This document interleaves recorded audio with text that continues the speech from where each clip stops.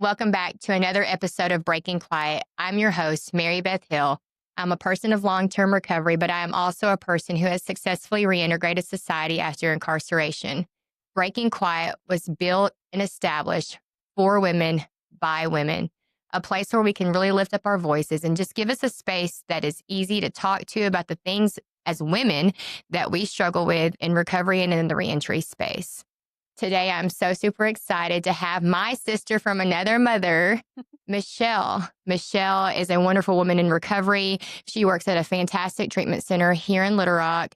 And today we're going to be digging in to Michelle, her life in addiction, before addiction, and her life now in recovery. How are you today, Michelle? I'm great. Thank you for having me. I'm so excited about this. Are you nervous? I'm so nervous. Don't be nervous. So, forget all the other things. This is just us talking about our journey, a journey that people need to hear, right? Absolutely. Awesome. So, let's get off into it. Kind of tell me about Michelle, who Michelle is, what Michelle's childhood looked like. Okay. So I am from Southern California.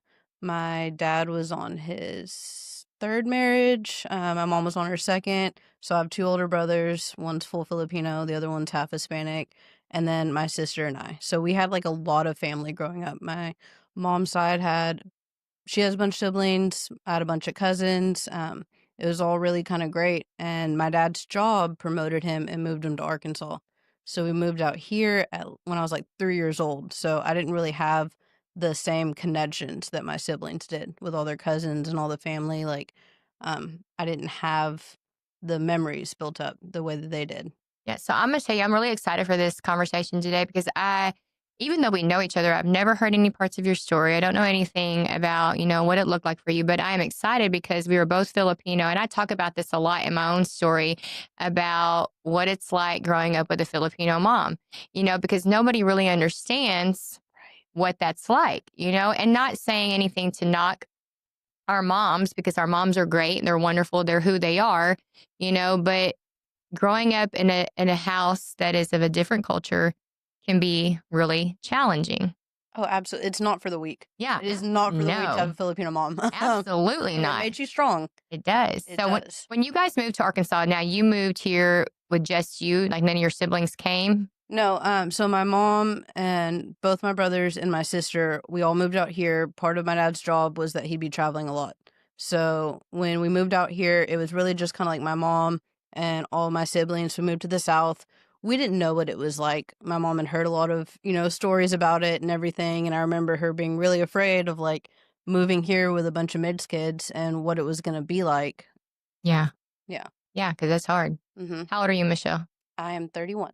Okay, well, you're a little bit younger than I am. So, but still, though, if anybody knows anything about Arkansas, which primarily, if you're listening to this podcast, you are in Arkansas, you know that Arkansas is not, it's not a melting pot like a lot of other places, right? Like I grew up mostly coastal because my dad was in the military, and when we moved to Arkansas, I can remember thinking like, where did you move me to?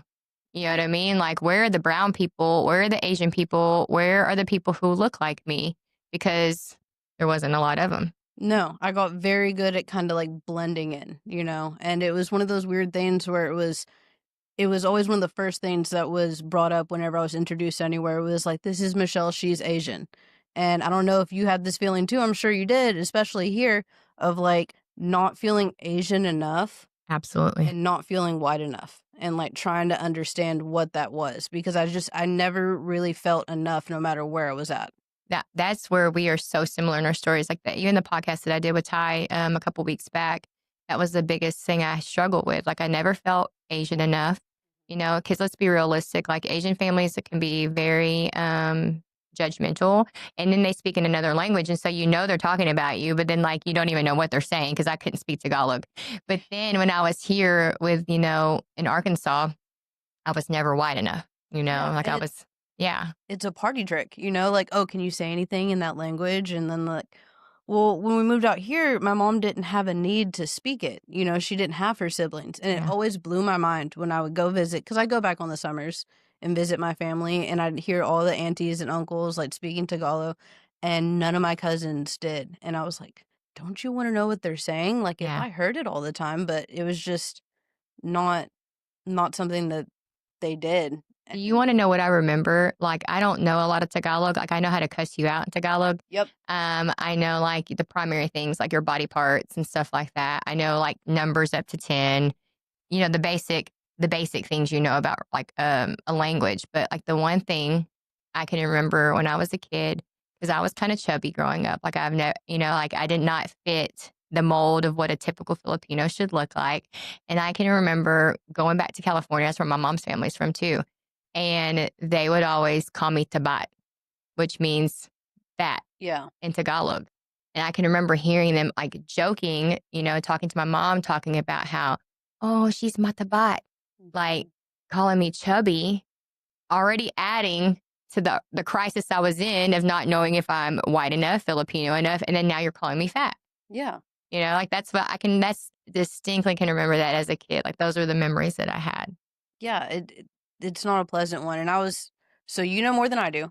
I knew how to curse you out, and I know how to say I love you. Yeah. And that was kind of about it. And I remember my mom would always do this thing where she would always be like, Sabima, thank you, or, Sabima, please. And I'm like, you're disguising the wrong part of the word, because it's basically she was telling me to say please or thank you to someone. Yeah. But like that part was kind of obvious. But I remember like, I feel like we have a similar situation in that, and I don't know if it's being half Filipino or what, but like I had a lot of baby fat. I didn't lose that till way later than like any of Same. my friends my age, and it being an awkward thing, and I don't know if it's a cultural thing where they're because it's within family, so they feel like they can say anything Mhm. even though it cuts deep. And I remember growing up, and like I developed pretty early, and just like one summer, the whole topic was like my boobs. And like I was in sixth grade maybe. And just, it's uncomfortable, Yeah. but it's so normal for them. Yeah. Um, and it's just like, it's another time and place where, yeah, I remember my sister having to deal with that, where like my grandma didn't mean it in a cruel way, but just being like, you got fat. Yeah. Yeah. It's a cultural thing. And like, they normalize that in that culture, but as us as Asian Americans, you know, like that can really mess with somebody's mind. Like I remember at a very young age, you know, I'm a little older than you. So back then, like mini thins were a thing, diet pills. And I can remember like being obsessed. I probably was like 12. And, you know, my sister, she was so skinny. She was so pretty. Like she did not get that recessive gene of, I guess it's the younger sister thing. I don't know. But like trying to make myself fit this mold of like what I was supposed to look like. Yeah. And body dysmorphia was real. Oh, it was so real. I remember seventh grade, because we moved schools, and the way that they did it here, and I heard they don't do it anymore, which is great, is did you go to Poplar Street? No. How early did you move here? I actually moved to Cabot when I moved to Arkansas, I moved to Cabot. Ah. Yeah. So North Little Rock had it where like all the elementary schools, it ended in fifth grade. And so in sixth grade, they just threw us all together for 1 year, and then they separated us from middle school. And in sixth grade, I wasn't in any classes with anyone from my elementary school. I had to start over, make all new friends, and I like made friends with these girls. And I remember thinking it was so cool is I watched this girl cuss out our gym teacher.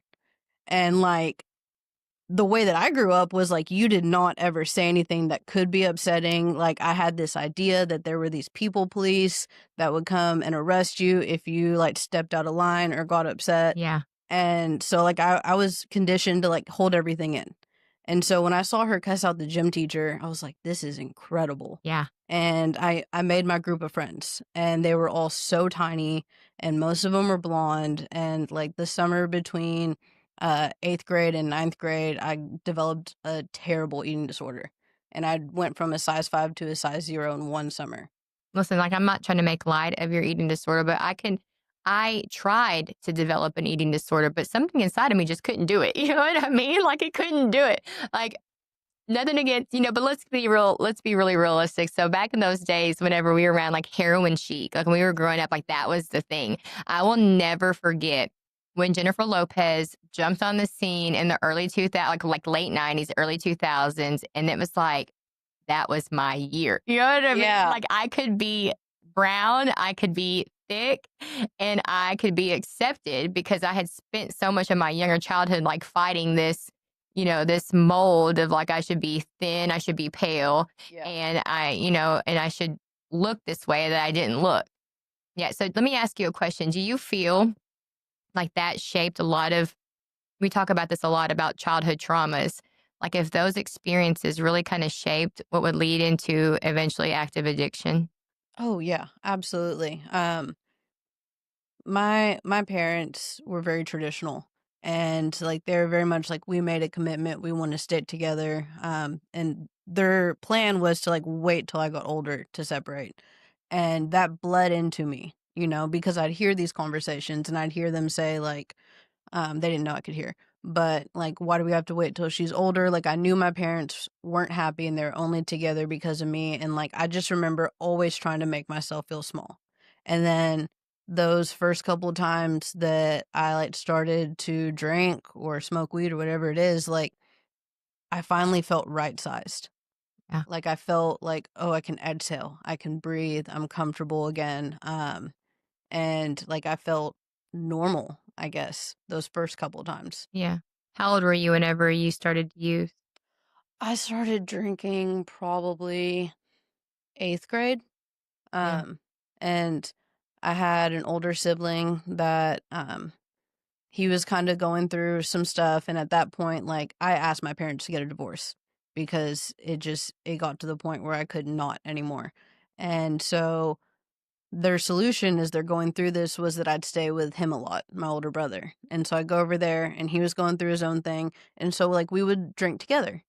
And he was very much like, let's keep it here, let's keep it safe. I know where you're at, I know who you're with. And we would like sit and drink and write this poetry together, and like it was a bonding thing. yeah, And he'd take me to school the next day and he'd teach me about like punk rock and classic hip hop. And I loved those times. And it was like, it started the drinking, but it also started like he gave me attention, and that was all I really wanted. absolutely. Like, I went along with my mom on a lot of stuff that she did. Like, I was already pretty comfortable around, like, parties and stuff. Like, we would go to the bowling alley a lot in Sherwood. I spent a lot of my youth there. I'd go to her friends' parties and this and that, and, like, my siblings are older than me, so I didn't really get to do dance or Girl Scouts or anything because they had done it for years by the time that I was ready for it. But I did get to dress up in her friends' kids' like dance outfits. Yeah, And I remember like walking around like parties at my house or at a friend's house in the outfit and like serving drinks to people. And I was like, okay, this is how you have friends. Like, you drink, people want to be around you. So that was already kind of my mentality. And then I started drinking and it was just kind of like off to the races. Like, I found my identity. yeah. And I think that's for a lot of us, like we live, and any of you guys who are listening, when we talk about living in a Filipino or an Asian household, like I know from my experience, and I'm sure it's the same for yours, because anybody I've talked to talks about it, how it is not the same kind of love that, you would receive from like an American mother, like your traditional American mother. Like, society puts this like norm about around what a mother should be. And it's this nurturing, caring, hugging, loving, mother. Well, that was not my experience. It was a very conditional, very rigid kind of love. Like I do it to my mom to this day and it makes her so uncomfortable. But like, statistics have shown like you need so many hugs a day, to function and like be normal. And so every time I go to my mom's house, I will just hug her and love on her. And she is so uncomfortable. And I'm like, moms need 8 hugs a day, and she's like, where do you get this information? And I'm like, the internet. Yeah. She's like cringing because that's not how they were raised. They were not raised in these like loving, nurturing environments. And therefore she did not raise us in this loving, nurturing environment. Oh yeah. I mean, my mom, she did the best that she could. She is a Absolutely. great mom. I'm sure you feel the same way about yours. But my mom was raised like, you have to prepare for the world. And that was always kind of the way that she raised me, was like, you have to prepare. And so it was a little bit more rigid. Yeah. And it was a lot of like, I don't think she realized it, but a lot of like guilt and shame manipulation type thing. Yeah. where it's just like, well, if you want to be like this, then you need to do this. And yes. And so it was just a different kind of condition, Yeah. and Absolutely. it was meant well. Yeah, I it's meant 100% right, it is believe that. meant I saw this quote, I was walking up in the Heights, and there's this poet who, like, writes these quotes on The sidewalk? yes, and Yes. I love them, and I think it's so funny because Ty and I actually took pictures of them, like, on the same day, but I found this one, and it said, "Forgive yourself because you were only doing with what you had at the time." Like, you were doing the best with what you had at the time, and I remember when I stopped and I looked at that, and it instantly made me think of my mom, like, I held so many resentments to my mom for so long, like until I got into recovery and I knew how to like work through those. But like I resented her for so long because I didn't have that same experience, that most kids have with like a parent. But genuinely, like she was just doing the best that she knew with at the time. That's all she knew is she was conditioned and she was raised like that. And that's how she raised me. And so, I can't be mad at her for a cultural condition. Mm-mm. Yeah, so you started drinking and you were off to the races. Yeah. And so I remember, so I started high school, and my mom, she wanted me to be in advanced classes. So as soon, yeah, as soon as that started, I was in middle school taking high school credits for math and stuff like that. And by the time ninth grade happened, I was so angry at her, because of everything. I chose to stay with my dad after the divorce, which also, as someone who newly starts drinking, you're going to choose the parent who has gone the most. Absolutely. Yeah. And so I went into high school, and I understood how to play the game essentially. And I was like, I'm in junior math my freshman year, so it only made sense for me to just stop going to math class for 2 years. And I just consistently started skipping. I got a job pretty young, because my best friend growing up, her parents found us drunk outside on the trampoline at like 3 a.m. And I remember, like, I would go to their house a lot, and what's so funny to me is I knew her dad didn't drink, but I didn't really know anything about it. Yeah. I'd found out later that he had been sober for, like, Mm, over a decade at that point in yeah. time, and so he found 2 13-year-old girls, like, intoxicated. They made us work at their family restaurant the next day, and so I got a job, like, right before high school. I got a job, so I had JAD classes where you're able to your last period, you leave for your job, so I already had that kinda worked out. My sister is older than me, so she did the competitive speech, she did cheerleading, all the things. I wanted to be the exact opposite of my sister. I was tired of being called Little Cassie.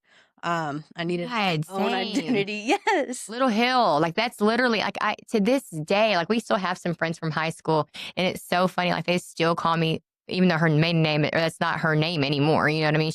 It is mine. I've never been married, but she has been married, and like that Little Hill, I'm like, I am me. Yeah. I am not my sister. So I wanted to forge my own identity. And so I just I switched it up. Like I did a lot of things in spite of that. Yeah. And looking back, there's a lot of things that I'm pretty sure I would have loved that I shortchanged myself out of that opportunity because Right. I had this chip on my shoulder, and I drank at a lot of things for a long time. So I had the house that my dad was traveling a lot, threw a lot of parties. I had the job, everything that comes with that. I was like 14 years old working at a pizza restaurant with a lot of older high school guys. So I got groomed a lot. I found more people that could buy me alcohol and sell me pot and all those things, which is wild because one of the guys I worked with is now one of my very best friends in sobriety. Yeah. Nick Abernathy, he's Yeah. great.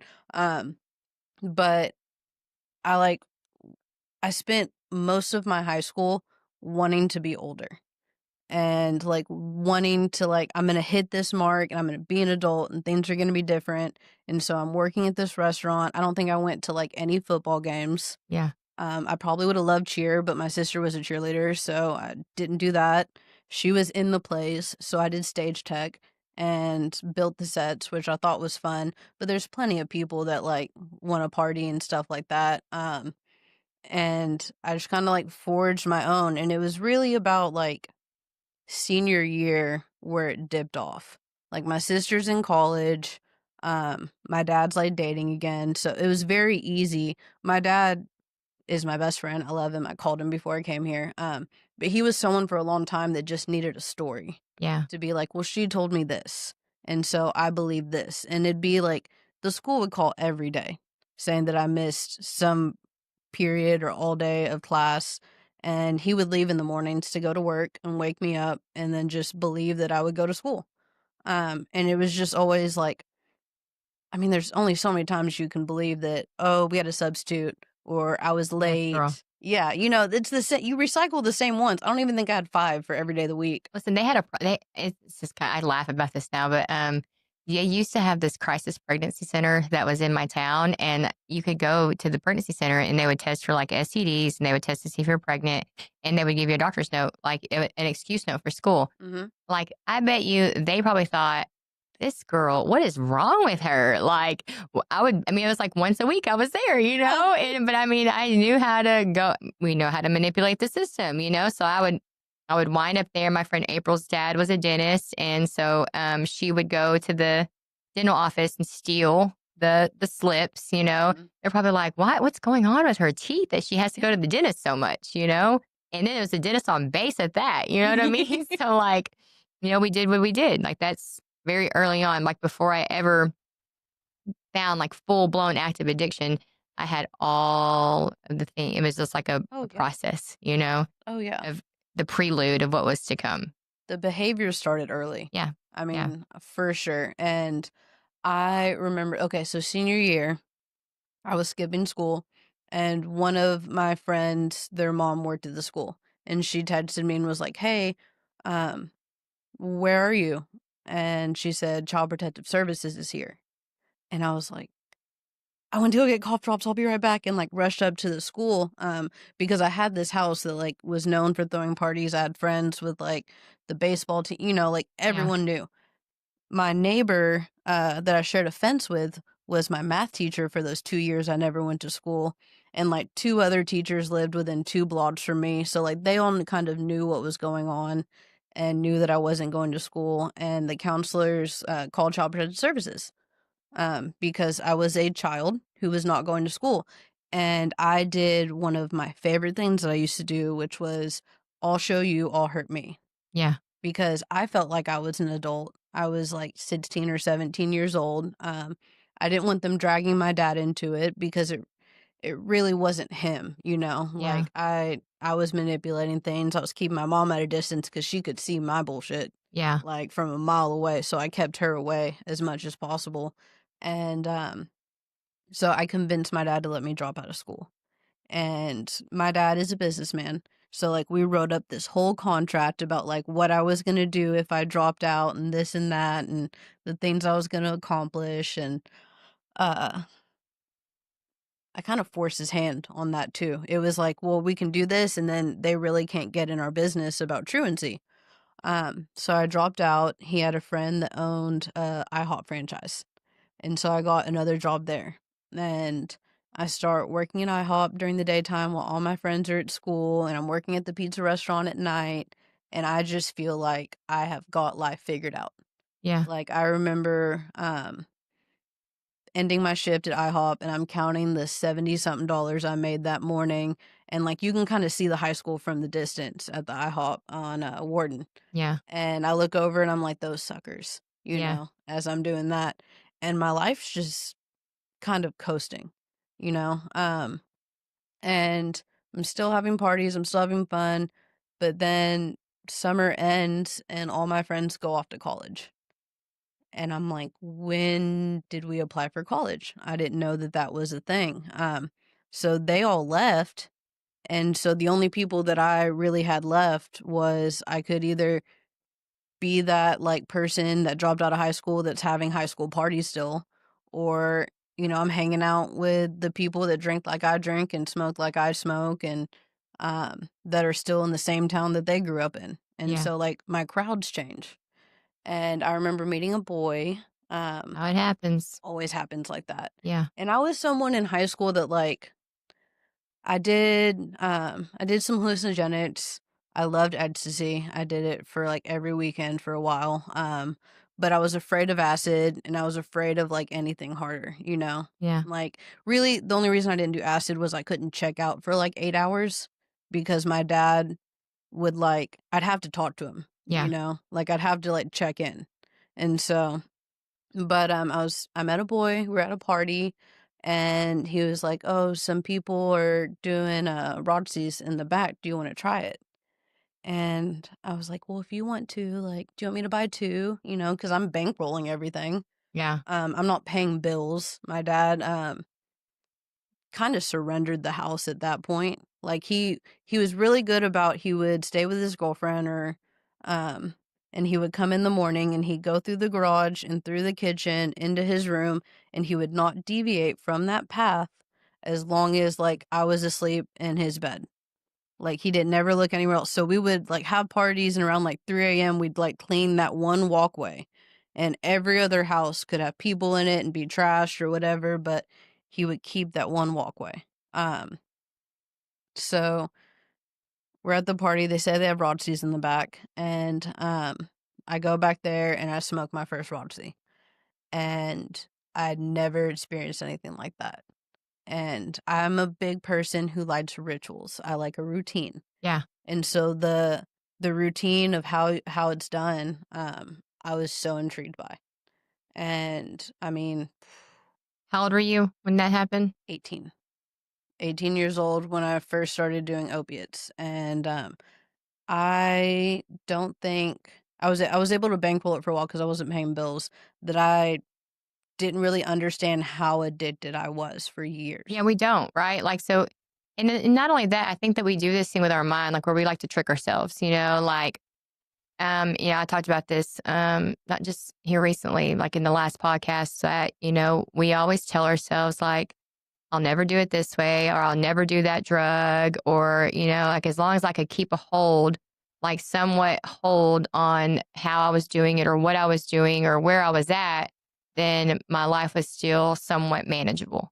Oh You yeah. know what I mean? Like that was like that lie that we manipulate ourselves into telling us that we've got this under control, like, and then eventually, before you know it, we're falling flat on our faces. Oh yeah. Did you have rules? I had rules when I first started. Yeah, like literally, like I swear, like I had these rules, like with the drinking, like I wouldn't drink this, I wouldn't drive, and then then that's went out the window. And I was one of those people. I was a people pleaser, and so like I think that always goes back to like that wanting to feel accepted, So I was this people pleaser at first, and like I would say I wouldn't go and do this, or I wouldn't drive when I was drinking, and then I would do it, or I would do this drug, because like meth was like my primary drug. I would smoke it, but I would never snort it or inject it, Yeah. and it never failed that eventually, addiction took me down those paths that I thought I never was going to be taken down. You're gonna reach it. Yeah. That was one of the things where like I had all these rules that I remember that I was going to follow, and it was so important. And um, so like it didn't seem like a problem, And I start doing it every day. I pick up a third job at Buffalo Wild Wings, and so I'm like any restaurant in North Little Rock I probably worked at one point Yeah. or another. Same. And it gets to the point where it's so bad that that pizza restaurant I worked at for like 6 years has to fire me, and I'm moving around. And the guy that I'm dating is driving my car and dropping me off at work. And then he's picking me up and he's like, okay, well, I owe this person money and and like I'm paying off his debts. And I learned later that he's pawning stuff out of my family home, like while I'm gone.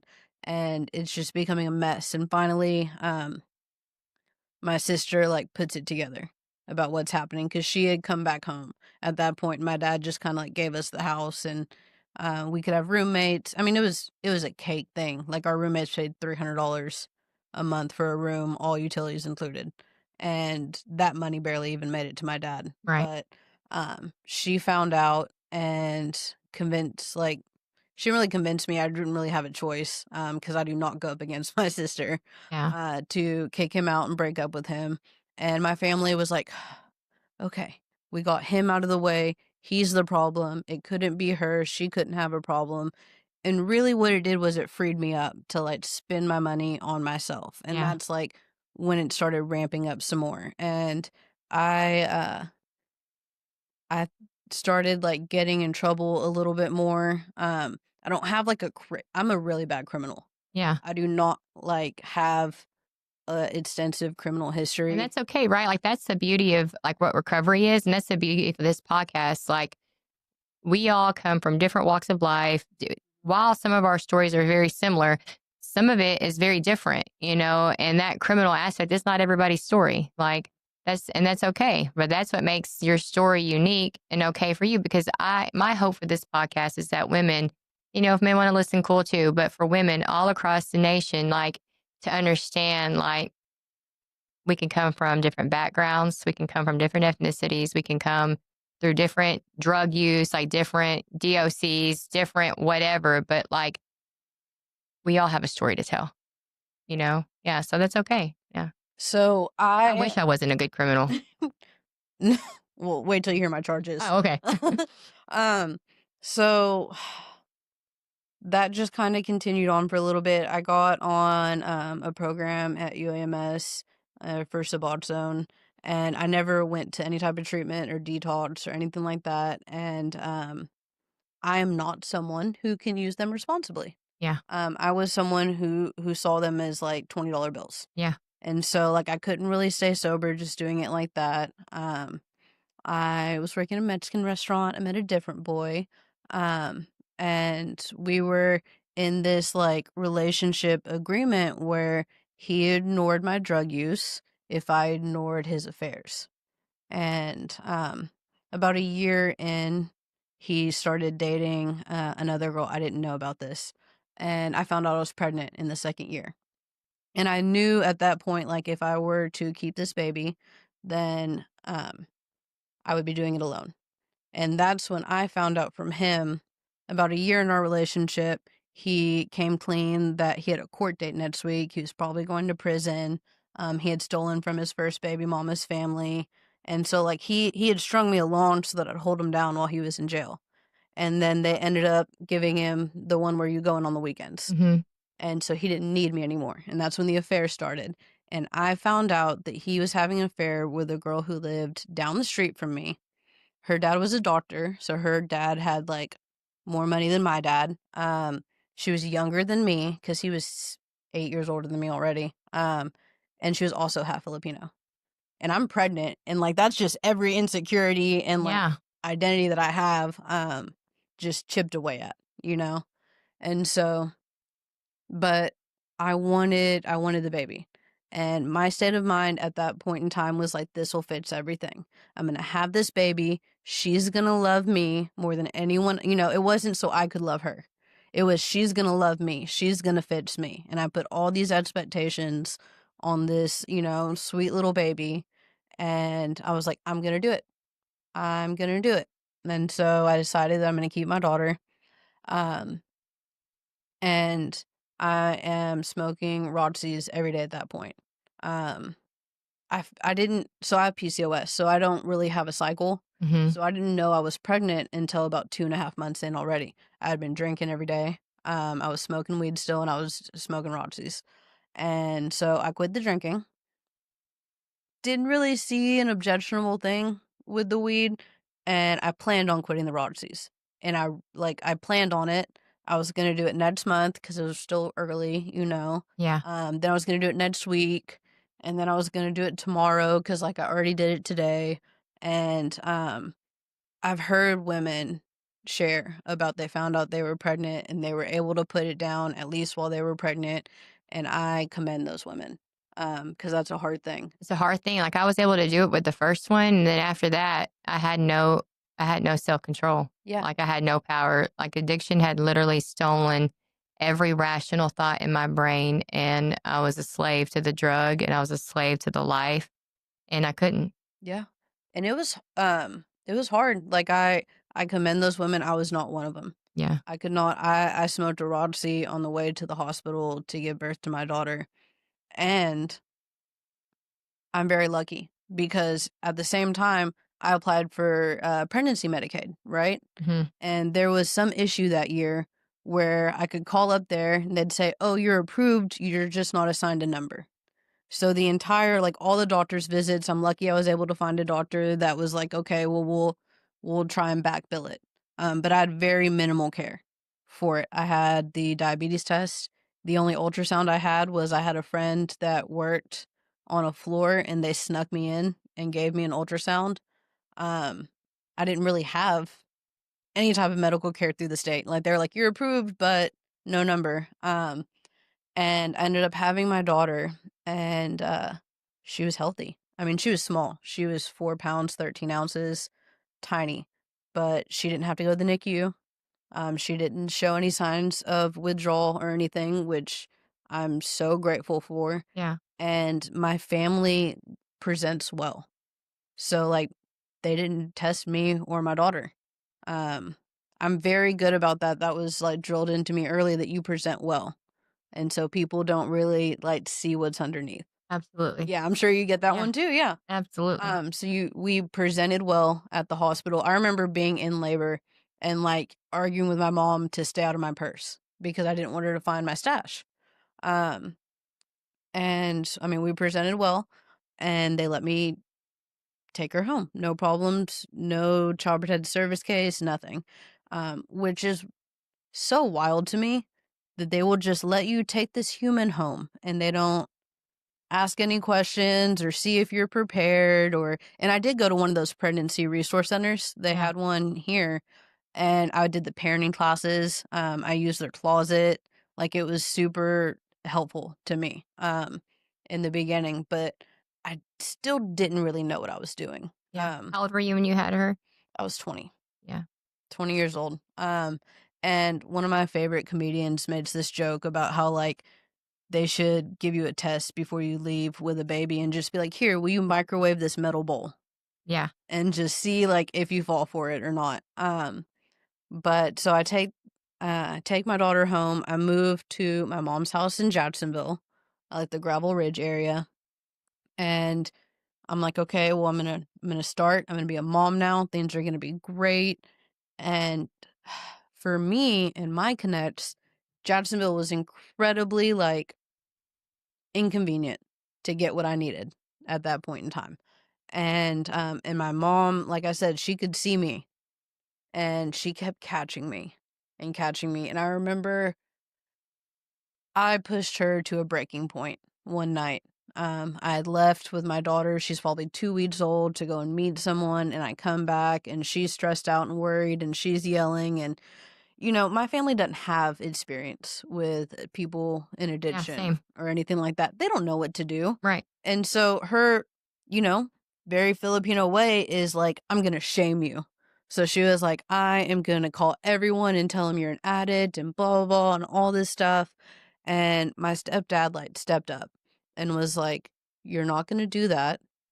You are confused why your daughters don't like open up to you. He's like, this is why. He said, my child had a similar situation and you were so kind when it wasn't your child. Absolutely. And love him. My parents are both remarried to the most incredible people now. Right. And that moment like kind of shifted things a little bit. But Jacksonville was inconvenient. So around that time, my grandmother moved down to Arkansas and she moved into that same house I threw all those parties on. It was right off of Warden. It was super convenient. And she had just moved down here because my grandpa had passed away when I was pregnant. And I did what I do best. And I did this whole pitch about like, let me move in with grandma. She can teach me how to run a household. She can teach me how to be a parent. And you know, my grandma needed something to like live for Right. again after losing my grandpa because they were high school sweethearts that married other people, got back together, traveled all across the nation. They built a house in Mountain View together. It was beautiful. And now she's like, I don't know what to do with my hands. Her purpose was gone. Yeah. And she only had sons. She, so me bringing a little girl in, she loved it. And we go to live with her and it's way more convenient. And like I said, it was under the guise of like, you're going to teach me how to run a household, blah, blah, blah. But I do what I do best. And I was like a serial server. And so I got restaurant jobs. I stayed out late. I drank. I had people come hang out in the garage I snuck out my bedroom window in my 20s at that point, Um, Oh, while you have your baby. yeah, all while my grandma was raising her, essentially. Yeah, Like, I would schedule things for, like, she took her naps with her. My grandma really did everything in the beginning. And I'd come home and play with her, or I'd get her a cute outfit or something, and we'd take pictures, because we had to absolutely. present well. Yeah.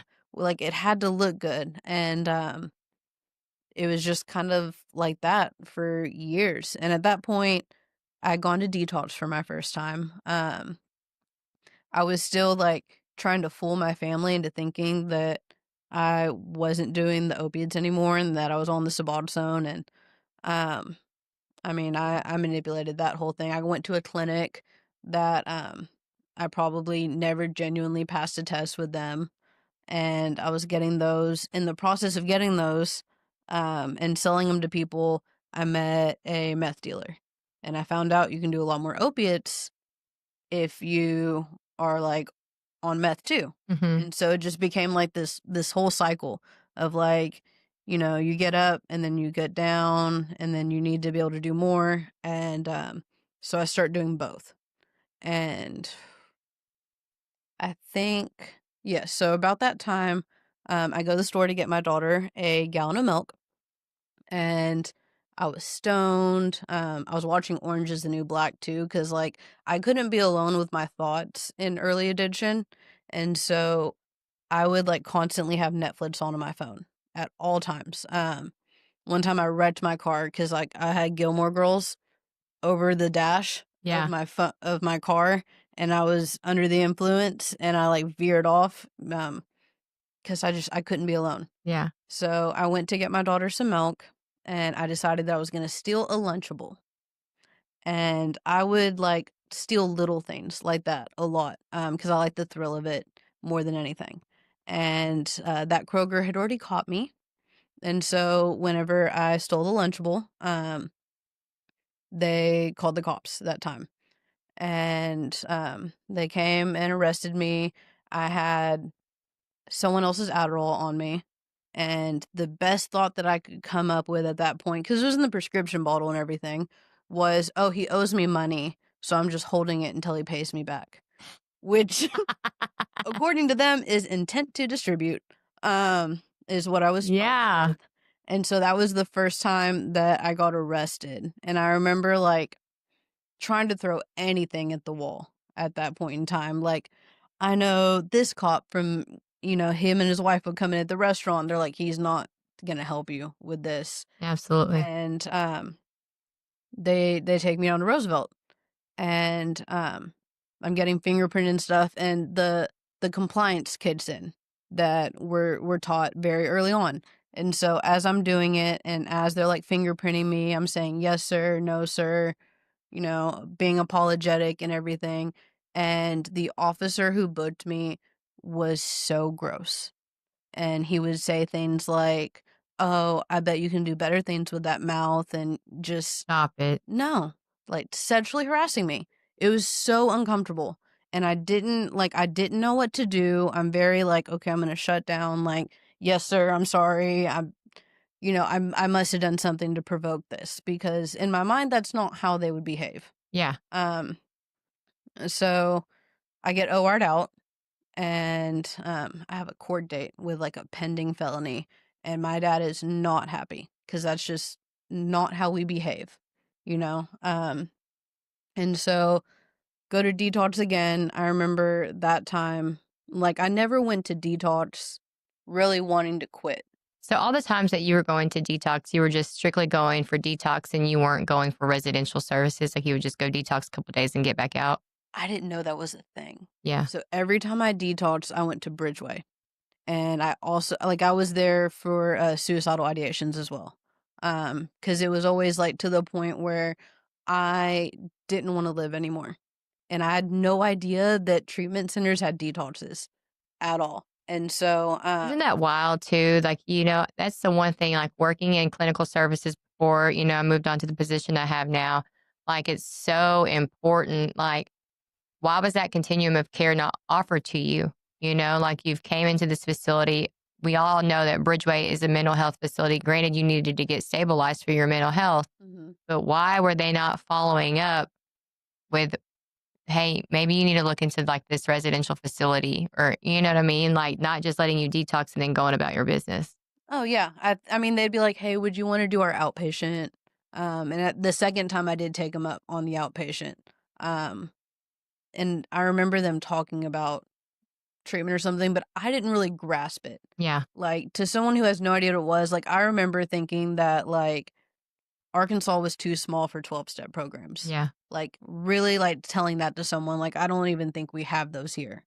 Because in my mind, turns out Little Rock has a phenomenal recovery community, Right. but I didn't have any idea of what it really was. And I knew I needed heat off my back, so I did it.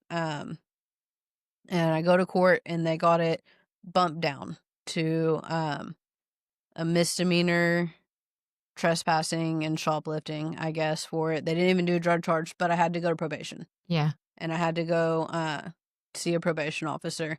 And so I would go, and it was the same thing. Like, I'm very good at fooling people. I did not pass a single honest probation test.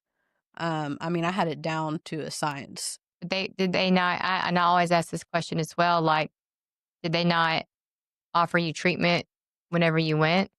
Mm. That's wild to me, man. You know, that those are the spaces like, and I get it, right? Like we literally just talked about this. Like they're so bogged down with such large caseloads that they're just trying to get through it. You know, they lack the empathy, they lack the compassion. And it's not because they want to. Some of them it is. Some of them it's just a job for them and they're just going in there to make a paycheck and to do the paperwork and to go home. But you truly have to have some level of compassion and empathy to work. Now, I'm not saying the compassion and empathy to where you just let people keep sliding, right? Right. But to obviously see like this person has a problem and they need some other assistance. I mean, I was first time offense. Yeah. Never had any trouble before that, like that would have been, and I wish that somebody would have said, "Hey, this is an option. Have you heard of this?" Because what happened while I was on probation was like the downfall for Yeah. me. So I'm put on probation. I see the same probation officer. She's great, but she's pregnant. So she goes on maternity leave. Um, and I get a new probation officer, and it's a male. And he was as corrupt as one could be.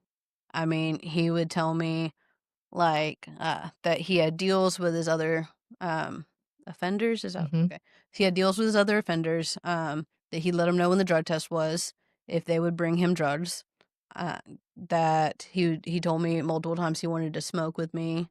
He was very flirty with me. He got my personal number out of my file and started texting me, and I don't know what to do, I'm trying to be compliant. This guy still has authority over me. Right. And so, like, I would kind of be nice. And the way that I would always pass my drug test is I'd wear like a long skirt or a dress or something and like hide the urine up there. And so he would comment about what I was wearing. I'm like, thanks. I wore it because I knew I was coming here. And he interpreted it in his own way. And yeah, I played into it, but that's what you do. Yeah, You're absolutely. sick. Yeah. This person's in power. It's all the things, and I carried a lot of guilt for a long time. But so after our last session, I mentioned that I needed to get going because my grandma had a doctor's appointment. And he took that as an invitation to come over. So my probation officer came to my house. I didn't give him my address. He got it out of the file. Came to my house. He sent my daughter to go play outside. She's probably about 3 at this point, by herself, us not watching. Um, he smoked meth with me, and then he sexually assaulted me. Wow. And I mean, I didn't know what to do. And I still have screenshots of our messages where he would tell me, you can't tell anyone, you'd be in more trouble than me. And I did fight back a little bit. I said, you never moved a drug test for me. I got tested every time. I was able to pass on my own, like, but I didn't know what to do. And I didn't know what to say. And I was in therapy at that point. And when I finally told her about it, she said, that made so much sense because you started missing appointments, things started going downhill. Like, Is I he still didn't a know. probation officer? Okay. That's the one thing that I have checked on, Okay. is he's not, and I think it was because of, his arrangement with other offenders. But I think he's in prison. Yeah. Is Fingers that crossed. yeah, absolutely. Because that's not only is that an abuse of power, but I mean that's a charge. You know what I mean? Like that's wild. And it was one of those things where, like, I remember being in treatment and they were like, use one word to describe your family. And I used the word mafia because we are very handle things in house, Hmm. and that mentality almost killed me. Same. Trying to hold it in, yeah. Trying to hold it in. I mean, my family was not stoked about the idea of treatment because they didn't want it to be out in the open of what was happening. And so, I'll never forget, man. Like, not only was my mother Asian, right? But my dad was in the military and his dad was a Southern Baptist preacher who worked for the Arkansas Department of Corrections as one of their chaplain. Like he created the music ministries in ADC, like back in the 70s. So you couple Asian culture with Southern Baptist military culture, and it genuinely almost took my life. Like that, we suit up, we show up, we handle it within the family. We don't bring shame to our family on any level of anything. It almost took me all the way down through there. My mom still has problems today. She still gets irritated. She's more accepting of it now because I've done it for so many years, right? But mhm. the whole recovering out loud, she hates it. Like Does she? she's okay with it now. She kind of, now she's okay. She's kind of got a level of acceptance to a degree. But it just gets her to her core, like we don't tell people our business like that. It goes against everything that they have grown up Everything. believing. Yeah, everything. And I'm like, Mom, like this is what helps me, get better. Like if my story can take and somebody can hear my story and it saves one more person's life, then that's why I do it. But it helps me heal. Like I literally every day that I recover out loud is like it's healing another little fragment of that inner child inside of me for all those years that was like, I can't talk about this and I can't be this person and I can't, we have to keep everything so quiet.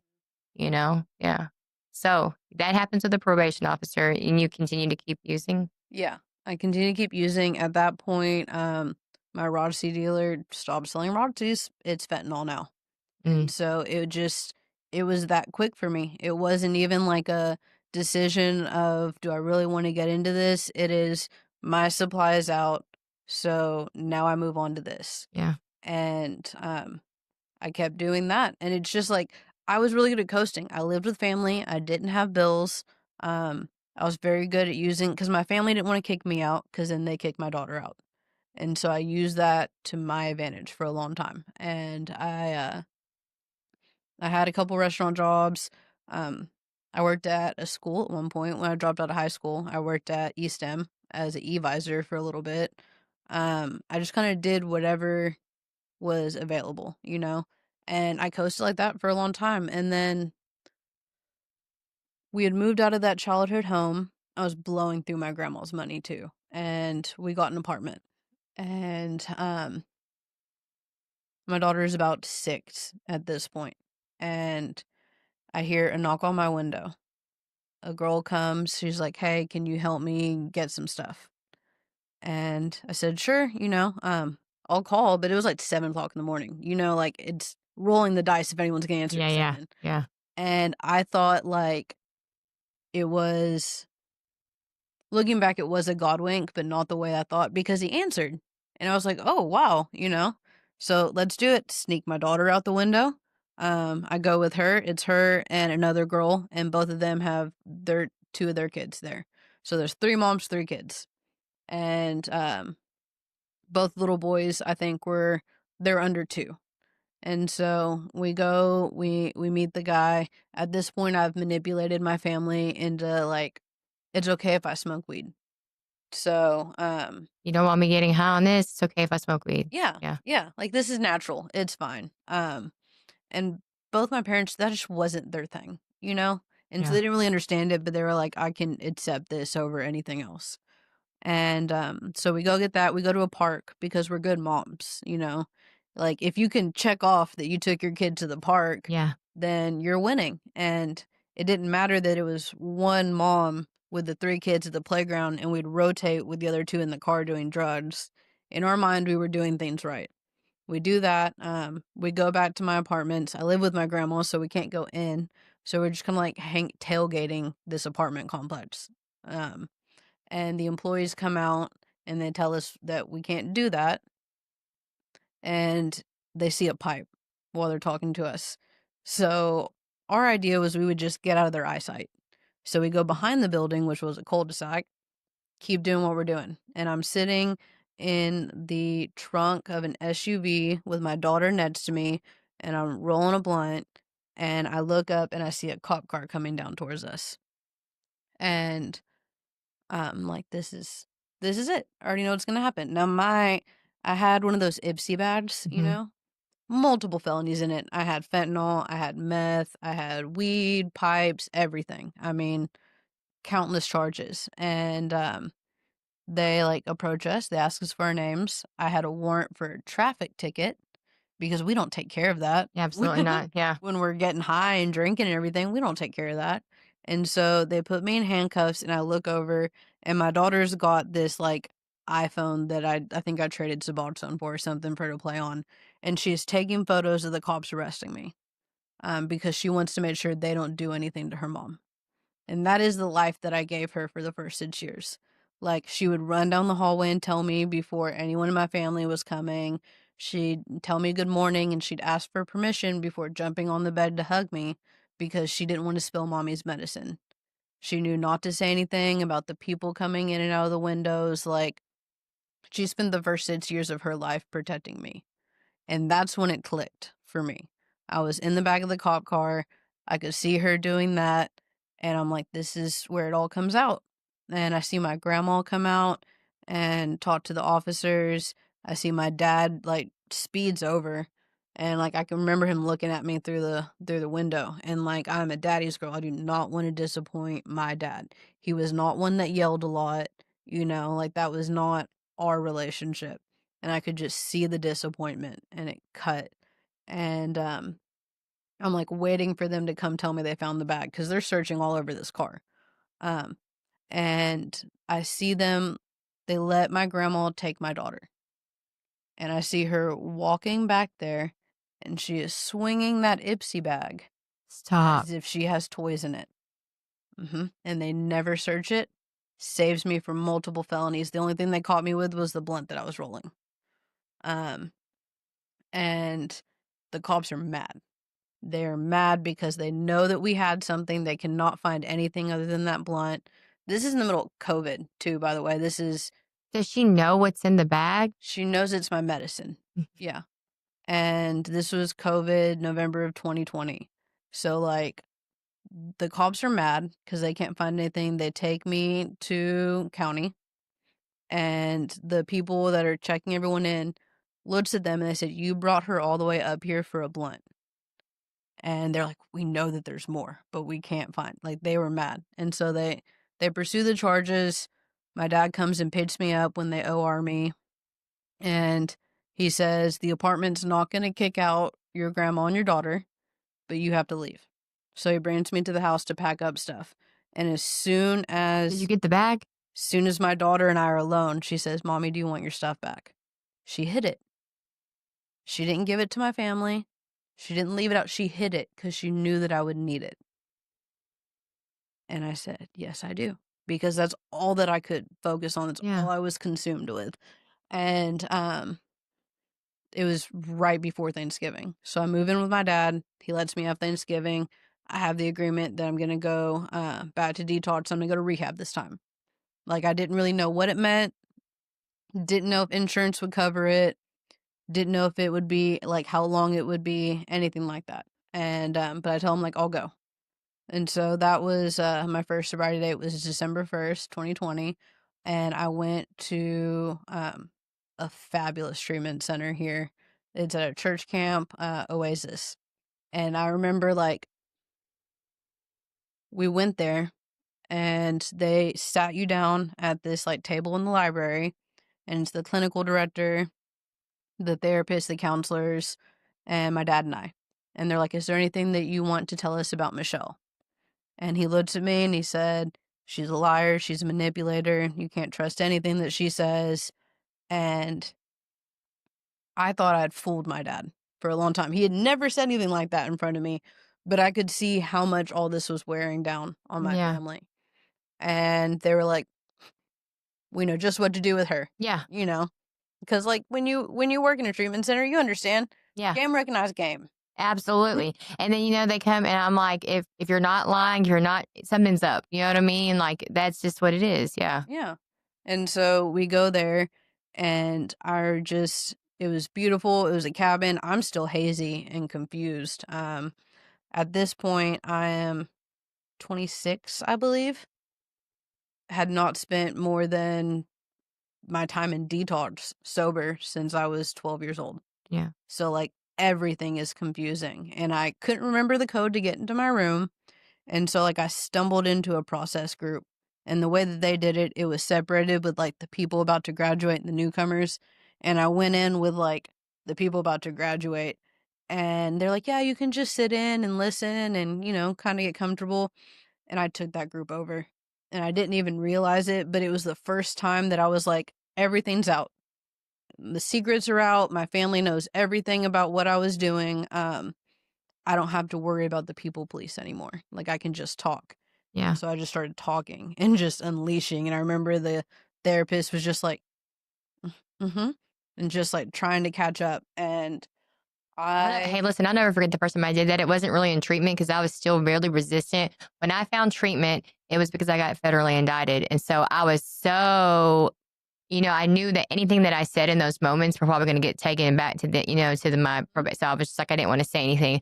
I'll never forget the first meeting I ever went to, and I vomited on this meeting. And then I was like, and I'm telling all these things, and everybody's just looking at me like, and then they were just like, hey, keep coming back. Yeah. And I was like, okay. It's the most incredible feeling. Yeah, like and I never forget the relief. Like they probably were like, wow, like you just took this meeting over and hijacked it. But I just remember how free I felt.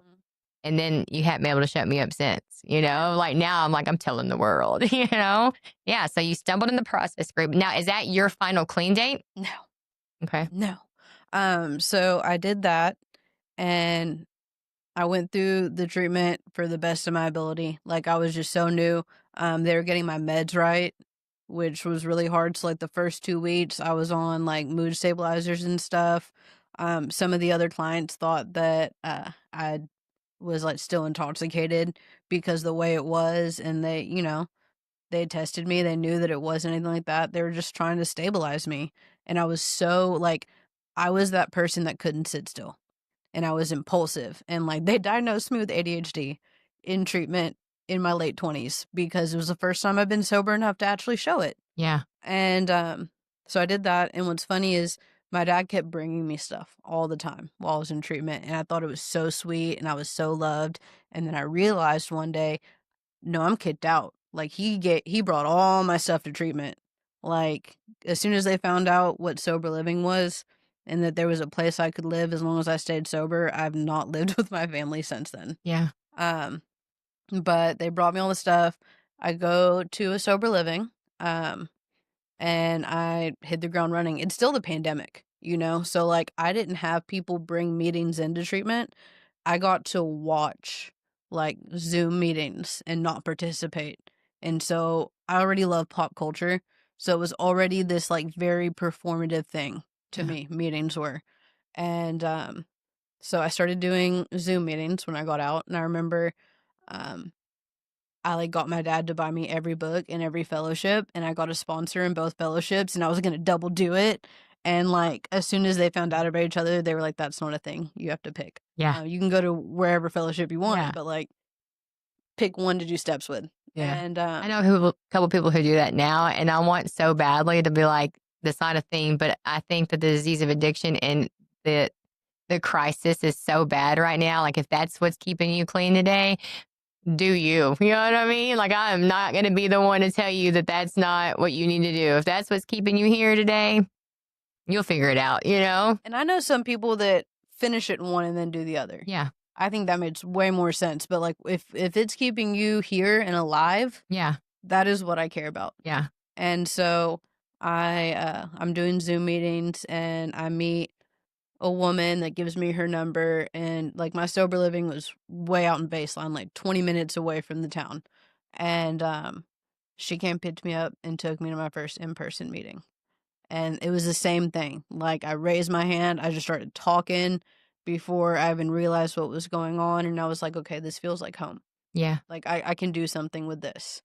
And then Michelle was Michelle, and I'm performative. And, like, I was like, okay, I'm going to be recovery Barbie. And so I got a messenger bag. When you opened it, it had every color highlighter and every color pen. It had every book for the meetings. And I'd spend 2 hours in my sober living getting ready for a 1-hour meeting.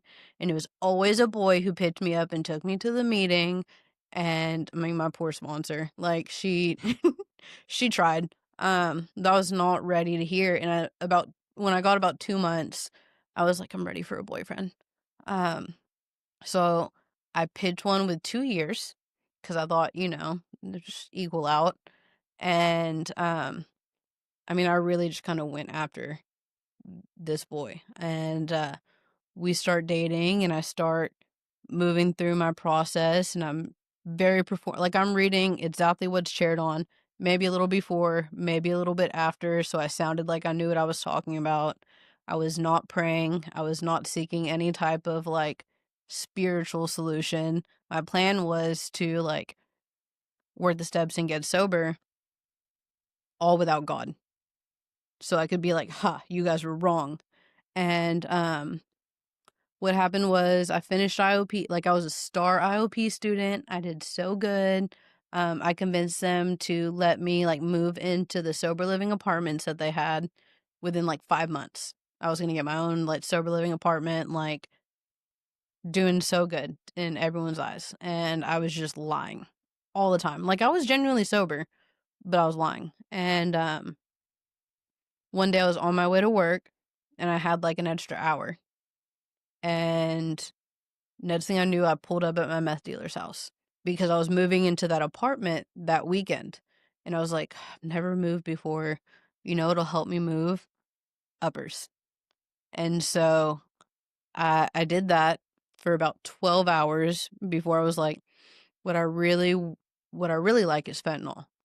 And so I go get that, and I get kicked out of the sober living that night because I just don't come home. Just I parked like down the street from it, couldn't get out of my car, just stuck getting high. And they kicked me out of that. The boy I was dating could tell that I was not sober, so he breaks up with me.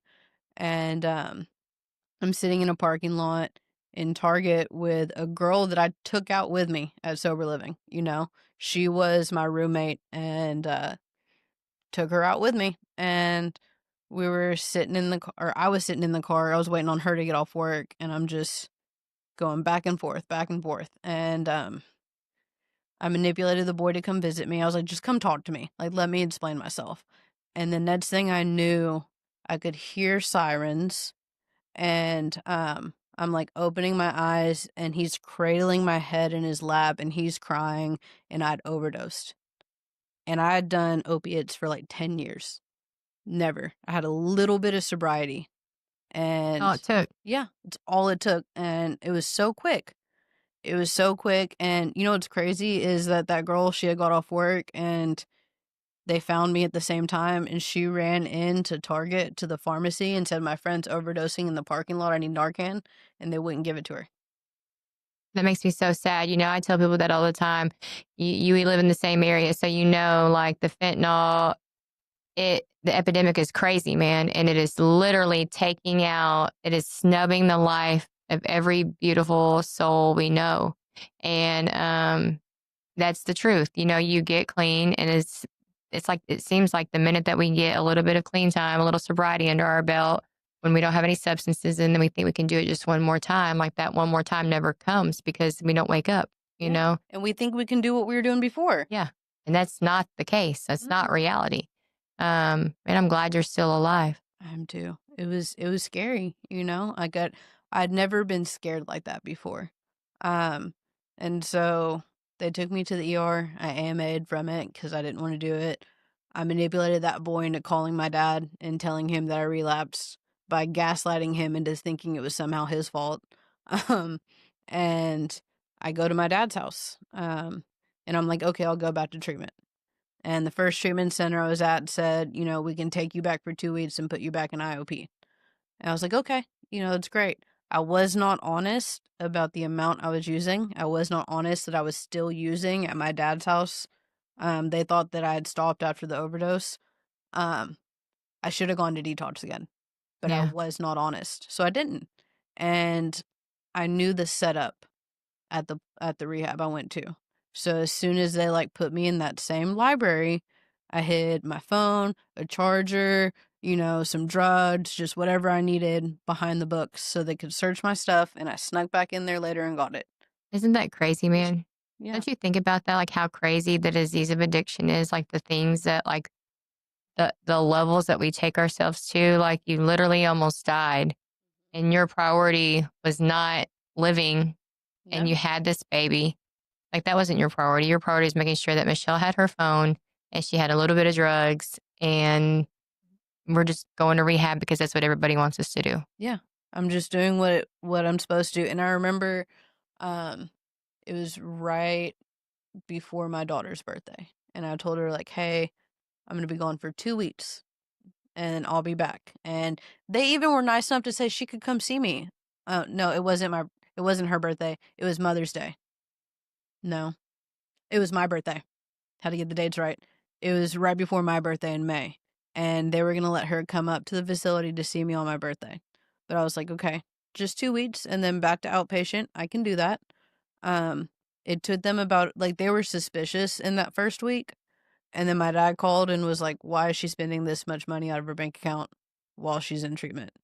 And they found my phone. They never found anything on me because I think I'd used it all by then. But I was not getting honest. I was not willing to do anything. And there was a woman who worked at that rehab that I knew from the rooms, and I didn't think she lied to me, but she pulled me aside and she had tears in her eyes. And she said, if you do not find willingness, you're going to die. Um, and it was heartfelt and it meant something to me, And so I tried to hold on to that, and I was like, okay, I'm sorry. I see what it is. When reality was, I didn't know how to stop. Yeah. I had started and I didn't know how to stop. That's why, another reason why I needed detox, is I needed to stop having access to it. Because as long as I had my phone, as long as I still had some money, I was going to find a way to do it. I was having stuff dropped off at this rehab where other people were trying to change their lives. And I put all them at risk because I didn't know how to stop.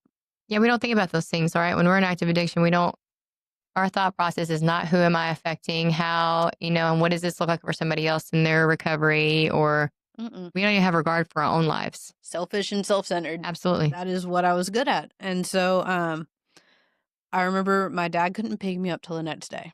And they were kind enough to not just kick me on the streets. They were like, can you just stay here and not mess anything up for the night? They went through all my stuff. They went through the whole facility, the bushes, the trails, and I swore that there was nothing left. And they let me stay for that night. And my dad picked me up in the morning. And I did my I'll show you, I'll hurt me thing.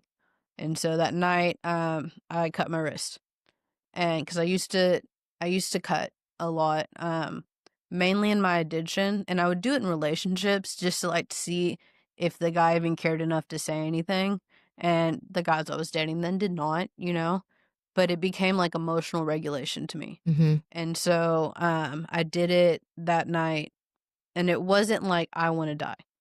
It was not serious or, life threatening or anything like that. It was, I'll show you, I'll hurt me. And now I have something to make you feel guilty about. It was manipulation, just honestly. Because that was my mindset at the time. I was going to use whatever I could. And they picked me up. My dad picked me up the next day. It was May 1st. And It was a weekend that they had this, like, golf tournament, whatever, because my stepmom's birthday is the 2nd. So they had this couples weekend out in Camden, that I crashed, and I had to sleep on the floor of the hotel room because I had been accepted into the Camden substance abuse program, which is like you don't go outside, you have to wear very specific clothes, no caffeine, no nicotine. Like, it was a lockdown facility because the last treatment center said that that's probably what I needed. Yeah. And I was willing to go. Because I didn't know what else to do at that point. I was kind of at the mercy of whoever would take me. And I go to Camden, and I start the intake process, and it's about an hour and a half in, and I'm remembering they said you have to be willing, because, like, that was when I made the decision to not continue with Suboxone. I could not use it responsibly. And that facility didn't allow it. So, like, that was, okay, I'm gonna do it. And, so I'm like, I'm gonna be honest with them about everything, and I showed them where I'd cut myself. They ended the intake. Their facility is substance use only, not Yeah. primary. There's no co-occurring. And they were like, we're not equipped for someone in your condition. And they stopped the intake. They have me pack up my stuff. And I remember going down the elevator and doors opening, and I have my suitcases still. And my dad's like pacing in the waiting room, and he sees me and he just books it outside. And he has, like, I don't know if it was an anxiety attack or a heart murmur or so. I thought he was going to have a heart attack and die. But I saw him freak out because the clinical director at the last rehab told him I was going to die if I did not get in somewhere the next day. And so when he saw the elevator doors open, he thought I was going to die.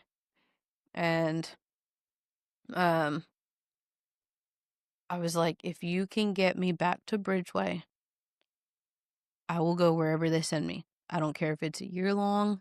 I don't care what program it is. I don't care if I have to get a loan or open a credit card. Like, if you will just get me there, I will take it from here. Like, I will take this weight off of you. It shouldn't have been on you in the first place. And I remember my dad was like, how do you even know that they'll take you? This place didn't take you. And I was like, I know how the psych ward will take me. Yeah. Yeah. You say the magic words. And at that point, I did. I had self-harm. I was coming off of a lot of drugs. I qualified in every sense for a stay there. And so my stepmom spent her birthday driving from Camden to Maumelle to take me to Detox for the last time. And I go there and I check myself in. My birthday was the next day. So I spent my birthday in Bridgeway. I do not remember it. I vaguely remember they drew a cake on the whiteboard. And I'm like running out of places to go at that point because I mean, up until like 5 years ago, there were not a lot of options for No, there treatment wasn't. centers in Little Rock. Absolutely not. Yeah, we talk And about that a lot about how rural Arkansas is. And it's still to this day, it's still, even though we have more things to choose from, like I've been all over the country and it is still very limited. yeah, You're very limited to where you can go to treatment. You're very limited on mental health services, even more limited on that because they call it a mental health desert in Arkansas. Like it's amazing to me. Like I will go to all these different places and I'm just like, wow, that's nuts. Like all the resources that are available for everybody, but it's very limited here. yeah, it's very limited. And it's like some places you have to pick and choose what is more important to Mhm. you. Yeah. And there are even some treatment facilities now, that I've heard like they will only let people come back so many times, and then they quit accepting them. Mm-hmm. And then what happens whenever that runs out? Like if that's just, if I don't know about all of them, I know some of them do it, but what do we do? What do you do? If every facility does that, what happens? Right. Where do they go? One of my favorite people I've ever known, I mean, he said something recently about someone asked him how he knew the book so well. He said, I went to treatment 20 times. Hmm. I mean, that he has over 20 something years of sobriety now. What Yeah. if they'd stop letting him? Right. Yeah. Um, So is this the last time you found recovery? this is the last time I went to treatment, yeah. What's your clean date? So I'm sorry. What is your sober date? so that's the last time I went to treatment. It is not my sobriety date. Mm. Yes. So that was April 29th of 21. that I went to Detox. And which there's a Taylor Swift song that she mentions April 29th, and like I wanted to hold on to that date for all, like my ego would not let me let go of it. It's also hurts, which Yeah. is hilarious. But so I will go there, and there was a newer place opening called Natural State. hmm And what's so funny to me is the last place set me up with a sponsor that I never called. She was doing intakes at that point. And so she's like, "Oh yeah, I've heard of you, I've met you before." And I laid it all on the table. I said I got kicked out for sneaking stuff in here. I recently self-harmed. I mean, I laid it all out on the table. And they accepted me. And I went to inpatient there. And I remember just like, first off, when they checked me in, they were like, "Are you going in for detox or residential?" And I was like, "They have detoxes in places besides psych wards?" Like, I was in shock. Yeah. I had no idea. Um, and I go in there, and my first group that day was the workout class.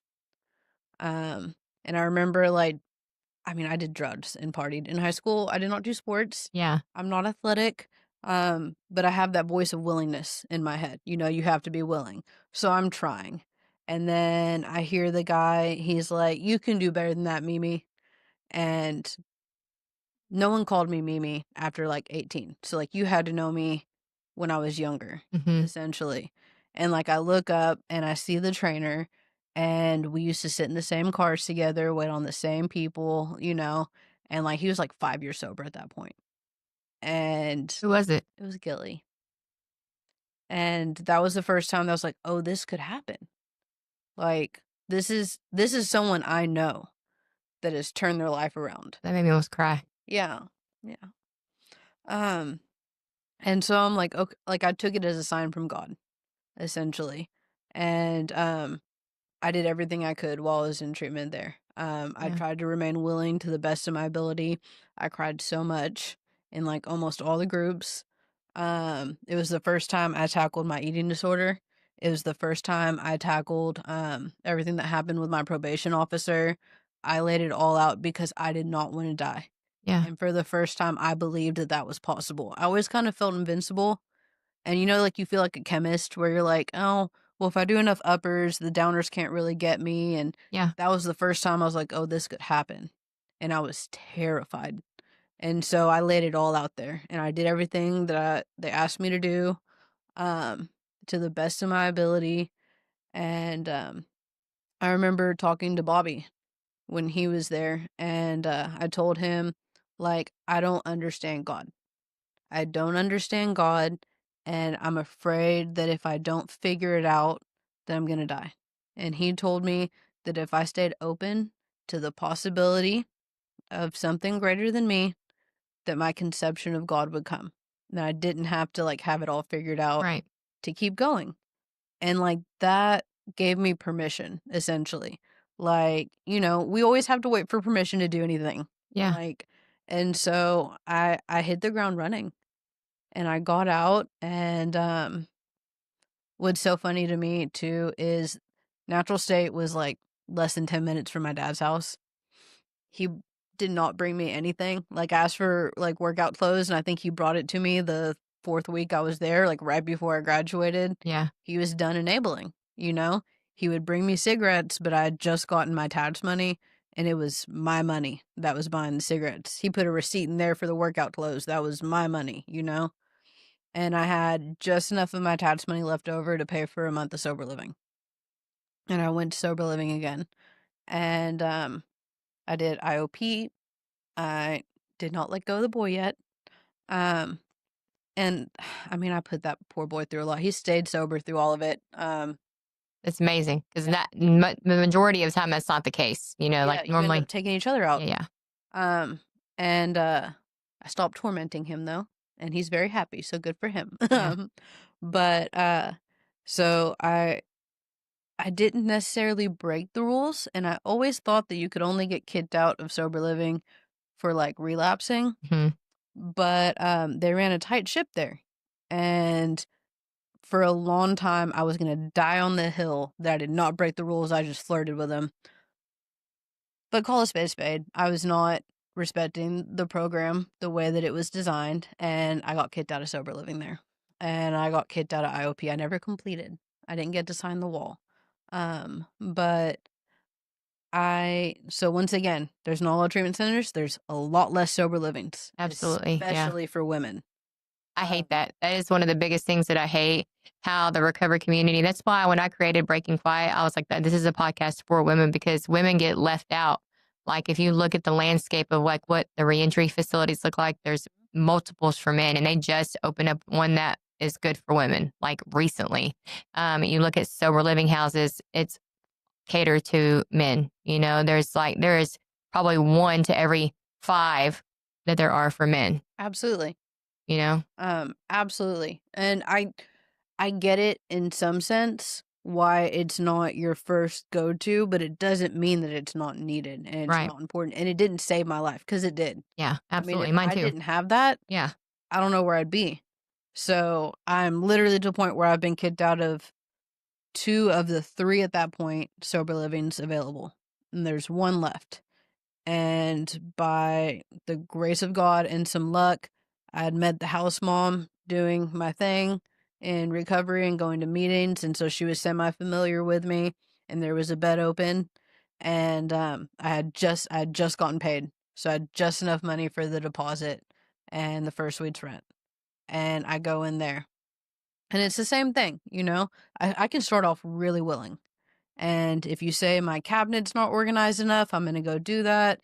If my room's not clean enough, I'll drop everything and do that. And I'm going to meetings and I'm working with people in the program, and I'm starting to see my daughter again. Because I never lost custody of her, but my family was a lot more guarded. And technically, I did have a child protective service case for the blunt, but with the pandemic, all I had to do was turn in a certificate of completion for a rehab, Right. and they dropped the case. Um, but it was a lot more guarded. And so I got a car, you know, I'm working. I think I worked at IHOP when I first got out, and I would walk to IHOP and work, and I knew it didn't serve alcohol, and it was during the daytime, so I still had the nights to do what I was supposed to. Got a car back, and I started picking my daughter up from school. And I made sure to show up on time, to be present. That's what the women in the program around me told me. They said, show up early, be present, put your phone down, do what she wants to do. Do not plan it out, do what she wants to do. And I started to do that, and I started to build things up. And, you know, I kept doing the sober living. And about 4 months in, the house mom left, and they asked me if I wanted to do it. And so they had went through a phase where they lost like 2 house moms within 6 months, because they moved out and did other things. And so they're like, "Can you sign on for a year?" And so I agreed to do that. And they were really good too about letting me have my daughter over. Yeah. She got to come over, hang out, see this other life. She is obsessed with recovery and the people that we have met here. I love that. I have had to stop her from a birthday night trying to go collect a 9-year coin. I mean, she is all about it. She wants to do like one of the teen programs, and like anytime that someone brings their kid to a meeting and she'll kind of watch them, she like calls them responsees. I love it. Like So it's where is Michelle at today? Where do you work today? You work for Serenity Park, right? yes. Yeah, shameless plug. Talk about Serenity Park for a little bit. Okay. So I work at Serenity Park. I got an interview there after I got my first year clean, which was super great. It's an all-male facility. It was started by a guy named Joe McQuaney, who started it, I believe, in the 80s. He chose the location because it's right next to the county jail. It's Yeah. right across from a graveyard. So it's locked up, covered up, sobered up. It's very, it's an all-male facility, which I think is really important because it takes away the distraction. Yeah. I failed at a rehab romance every time. I tried, it never happened. But like, if you can take that out of the equation, because I've seen it take people out, you Yeah. know, it's one less distraction. They get to leave a lot, which is great. We built a gym there. They have like an actual squat rack and real equipment. They get to leave and go on outings, go to meetings. They get family therapy. It's been really cool to see like clients come in and learn this like brotherhood and this community around them. And it's probably it is the healthiest environment I've ever worked in. I love that. Yeah. Listen, so there's one thing that I always ask everybody at the end of every podcast, and I don't ever tell them because I like for it to be as authentic and as real as your answer could be. If there was one message that you could leave to the listener, no matter what phases they are in their life, right? Like if there's somebody in early recovery, maybe this is a family member that's listening to the podcast, or maybe it's somebody that's even just in that pre-contemplation stage of like, do I want to get clean? Like, what is your one message that you would leave? My one message that I would leave for someone about recovery. Yeah. Okay. It's that you're worth it.